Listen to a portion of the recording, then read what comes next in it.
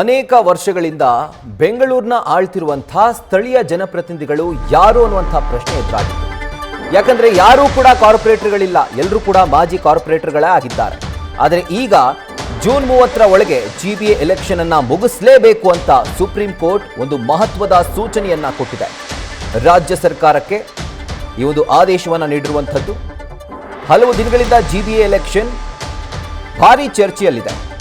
5 ಪಾಲಿಕೆಗಳನ್ನು ಈಗ ಗ್ರೇಟರ್ ಬೆಂಗಳೂರು ಪ್ರಾಧಿಕಾರ ಹೊಂದಿದೆ. ಇನ್ನು ಈ ಪ್ರಾಧಿಕಾರಕ್ಕೆ ಚುನಾವಣೆ ನಡೆಸಬೇಕು ಹಾಗೂ ಜೂನ್ 30ರ ಒಳಗಾಗಿ ಈ ಚುನಾವಣೆ ಪ್ರಕ್ರಿಯೆ ಮುಗಿಬೇಕು ಅಂತ ಹೇಳಿ ಸುಪ್ರೀಂ ಕೋರ್ಟ್ ಒಂದು ಖಡಕ್ ಆದೇಶವನ್ನ ಕೊಟ್ಟಿದೆ. ಮೀಸಲಾತಿ ಪಟ್ಟಿ ಕೂಡ ಪ್ರಕಟವಾಗಿತ್ತು, ಆಕ್ಷೇಪಣೆ ಸಲ್ಲಿಸೋದಕ್ಕೆ ಅವಕಾಶ ಕೂಡ ನೀಡಲಾಗಿದೆ. ಆದರೆ ಈಗ ಸುಪ್ರೀಂ ಕೋರ್ಟ್ ನೀಡಿರುವಂತಹ ಒಂದು ಡೆಡ್ಲೈನ್ನಿಂದಾಗಿ ಜುಲೈ 30ರ ಒಳಗಾಗಿ ಜಿಬಿಎಗೆ ಎಲೆಕ್ಷನ್ ಆಗೇ ತೀರಬೇಕು. ಇದು ಸುಪ್ರೀಂ ಕೋರ್ಟ್ನ ಒಂದು ಆದೇಶ. ಇದರ ಕುರಿತಾಗಿ ಡೀಟೇಲ್ಸ್ ಅನ್ನು ಕೊಡ್ತಾರೆ ನಮ್ಮ ಪ್ರತಿನಿಧಿ ಚಂದ್ರಮೋಹನ್. ಅನೇಕ ವರ್ಷಗಳಿಂದ ಹಲವಾರು ಕಾರಣಗಳಿಂದ ಜಿಬಿಎ ಎಲೆಕ್ಷನ್ ಪೋಸ್ಟ್ಪೋನ್ ಆಗ್ತಾ ಬಂತು. ಆದರೆ ಸುಪ್ರೀಂ ಕೋರ್ಟ್ ಕೊಟ್ಟಿರುವಂತಹ ಗಡುವಿನ ಹಿನ್ನೆಲೆಯಲ್ಲಿ ಈಗಾದರೂ ಎಲೆಕ್ಷನ್ ಆಗಿ ತೀರುತ್ತಾ ಅಂತ ಜೂನ್ 30ರ ಒಳಗಾಗಿ? ಹೌದು ರಾಹುಲ್, ಈಗ ಜಿಬಿಎಗೆ ಎಲ್ಲ 5 ಪಾಲಿಕೆಗಳಿಗೂ ಕೂಡ ಈ ವರ್ಷದ ಜೂನ್ 30ರೊಳಗೆ ಚುನಾವಣೆಯನ್ನ ನಡೆಸಿ ಮುಗಿಸಲೇಬೇಕಾದಂತ ಅನಿವಾರ್ಯ ಪರಿಸ್ಥಿತಿ ಈಗ ಎದುರಾಗಿದೆ. ಯಾಕೆಂತಂದ್ರೆ ಸುಪ್ರೀಂ ಕೋರ್ಟ್ ಇವತ್ತು ಸ್ಪಷ್ಟವಾಗಿ ರಾಜ್ಯ ಸರ್ಕಾರ ಮತ್ತು ರಾಜ್ಯ ಚುನಾವಣೆ ಎರಡಕ್ಕೂ ಕೂಡ ಈ ವರ್ಷದ ಜೂನ್ 30ರ ಒಳಗಾಗಿ ಗ್ರೇಟರ್ ಬೆಂಗಳೂರು ಪ್ರಾಧಿಕಾರದ ಎಲ್ಲ 5 ಪಾಲಿಕೆಗಳು ಕೂಡ ಚುನಾವಣಾ ಪ್ರಕ್ರಿಯೆಗಳನ್ನ ನಡೆಸಿ ಮುಗಿಸ್ಬೇಕು ಅಂತೇಳಿ ಸ್ಪಷ್ಟವಾದಂತಹ ಆದೇಶವನ್ನ ಕೊಟ್ಟಿದೆ. ಜೊತೆಗೆ ಯಾವುದೇ ಕಾರಣಕ್ಕೂ ಕೂಡ ಇನ್ನು ಮುಂದೆ ಚುನಾವಣೆ ನಡೆಸಲಿಕ್ಕೆ ಕಾಲಾವಕಾಶದ ವಿಸ್ತರಣೆಯನ್ನು ಕೂಡ ಕೊಡ್ಲಿಕ್ಕೆ ಸಾಧ್ಯ ಇಲ್ಲ, ನಾವು ಕಾಲಾವಕಾಶದ ವಿಸ್ತರಣೆಯನ್ನು ಕೂಡ ಕೊಡೋದಿಲ್ಲ ಅಂತೇಳಿ ಸ್ಪಷ್ಟವಾಗಿ ಹೇಳಿದೆ. ಇನ್ನು ರಾಜ್ಯ ಸರ್ಕಾರ ಕೂಡ ಇವತ್ತು ಸುಪ್ರೀಂ ಕೋರ್ಟ್ಗೆ ಸ್ಪಷ್ಟವಾಗಿ ತಿಳಿಸಿದೆ, ಫೆಬ್ರವರಿ 20ರ ಒಳಗಾಗಿ ವಾರ್ಡ್ವಾರು ಅಂತಿಮ ಮೀಸಲಾತಿ ಪಟ್ಟಿಯನ್ನು ಕೂಡ ನಾವು ಪ್ರಕಟಿಸಬೇಕು ಅನ್ನುವ ಸೂಚನೆಯನ್ನ ರಾಜ್ಯ ಸರ್ಕಾರಕ್ಕೂ ಕೂಡ ಕೊಟ್ಟಿದೆ. ಜೊತೆಗೆ ರಾಜ್ಯ ಸರ್ಕಾರ ಕೂಡ ಇನ್ನ 1 ತಿಂಗಳ ಒಳಗಾಗಿ ಮೀಸಲಾತಿ ಪಟ್ಟಿಯನ್ನು ನಾವು ಪ್ರಕಟಿಸ್ತೇವೆ ಅಂತೇಳಿ ಸುಪ್ರೀಂ ಕೋರ್ಟ್ಗೆ ತಿಳಿಸಿದೆ.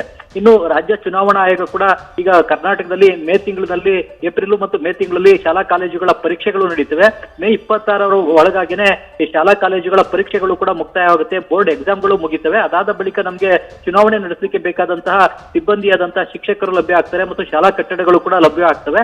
ಹೀಗಾಗಿ ಮೇ 26ರ ನಂತರ ನಾವು ಚುನಾವಣಾ ಪ್ರಕ್ರಿಯೆಗಳನ್ನು ಕೂಡ ನಡೆಸ್ತೇವೆ ಅಂತೇಳಿ ರಾಜ್ಯ ಚುನಾವಣಾ ಆಯೋಗ ಇವತ್ತು ಸುಪ್ರೀಂ ಕೋರ್ಟ್ಗೆ ತಿಳಿಸಿದೆ.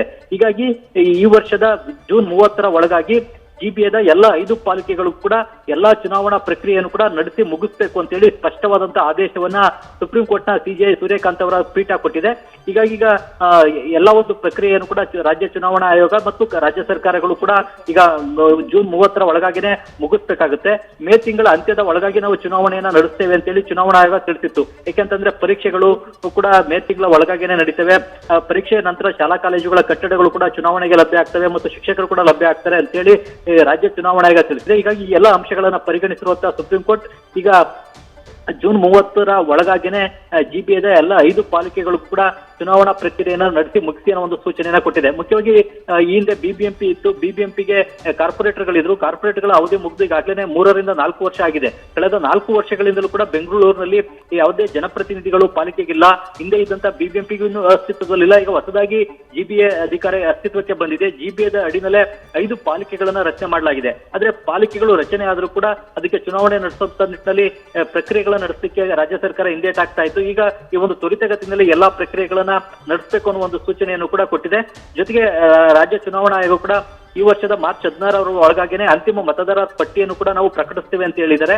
ಹೀಗಾಗಿ ಅಂತಿಮ ಮತದಾರರ ಪಟ್ಟಿ ಪ್ರಕಟ ಆಗಬೇಕಾಗಿದೆ ಮತ್ತು ಅಂತಿಮ ವಾರ್ಡ್ವಾರು ಮೀಸಲಾತಿ ಪಟ್ಟಿ ಕೂಡ ಪ್ರಕಟ ಆಗಬೇಕಾಗಿದೆ. ಈಗ ವಾರ್ಡ್ವಾರು ಕರಡು ಮೀಸಲಾತಿ ಪಟ್ಟಿಯನ್ನು ಪ್ರಕಟಿಸಲಾಗಿದೆ. ಇದಕ್ಕೆ ಅಬ್ಜೆಕ್ಷನ್ ಅನ್ನು ಸಲ್ಲಿಸಲಿಕ್ಕೆ ಅವಕಾಶ ಇದೆ. ಅಬ್ಜೆಕ್ಷನ್ ಸಲ್ಲಿಸಿದ ಬಳಿಕ ಅದನ್ನು ಪರಿಗಣಿಸಿ ಅಂತಿಮ ಮೀಸಲಾತಿ ಪಟ್ಟಿಯನ್ನು ಕೂಡ ಪ್ರಕಟಿಸಬೇಕಾಗುತ್ತೆ. ಹೀಗಾಗಿ ಫೆಬ್ರವರಿ 20ರ ಒಳಗಾಗಿ ವಾರ್ಡ್ವಾರು ಅಂತಿಮ ಮೀಸಲಾತಿ ಪಟ್ಟಿಯನ್ನು ಪ್ರಕಟಿಸಲಿಕ್ಕೆ ಇವತ್ತು ಸುಪ್ರೀಂ ಕೋರ್ಟ್ ರಾಜ್ಯ ಸರ್ಕಾರಕ್ಕೆ ನಿರ್ದೇಶನವನ್ನ ಕೊಟ್ಟಿದೆ ರಾಹುಲ್.